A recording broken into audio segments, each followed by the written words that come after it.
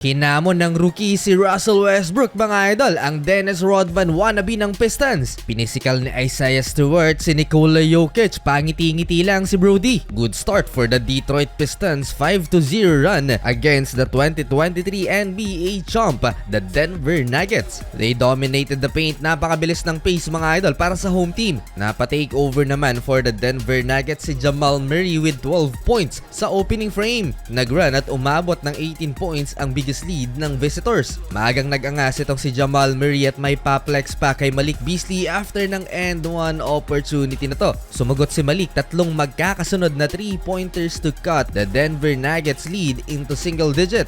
Nakatikim ng matinding pamimisikal itong si Nikola Jokic kay Isaiah Stewart. Kilalang handang makikipagsapakan itong si Isaiah Stewart, walang inaatrasan kahit si LeBron. Papatapos ang first quarter, Russell Westbrook with a 3-pointer, and to end the quarter, Dennis Schroeder, nice pass to Simone Fontecchio, cutting dunk. 39-31, 8-point lead for the Denver. Solid to mga young players ng Detroit Pistons. They bringing up the 90s NBA vibe o basketball. Angas na angas itong si Ron Holland II at hinahamon ng sapakan mga idol si Brody. Parang Dennis Rodman wannabe itong rookie ng Pistons. Ito yung nanghamon ng sapakan din kay Jordan Clarkson. Nagkaroon ng maliit na gulo mga idol pero naawat pa ng official. May history itong Nuggets at Pistons late last year at nagkalabasan ng angas. Involved naman si Russell Westbrook at Stewart. 2021 nang nasa Lakers pa si Brody, na andun din siya nang magwala itong si Isaiah Stewart. Mabalik tayo sa laban, solid ang pinapakitang depensa ng mga young players ng Pistons. Osar Thompson, pinakitaan din ng galawan si Christian Brown. Pinahiya lang naman niya noong nakarang araw si Jason Tatum. Solid ang first half ni Christian Brown, shooting 7 out of 11 from the field with 16 points. Great team effort para sa Denver Nuggets. 15 points naman si Michael Porter Jr. 5 lang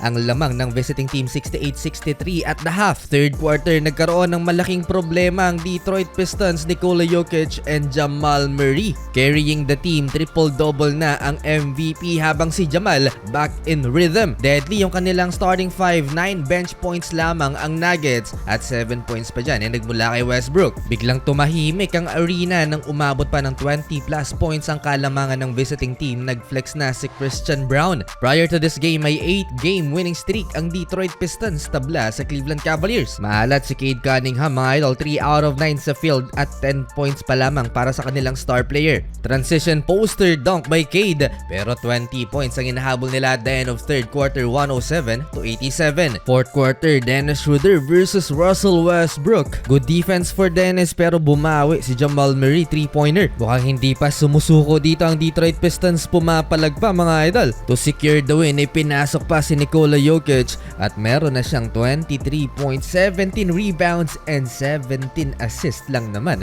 para sa Denver. Natapos na ang 8-game winning streak ng Detroit Pistons.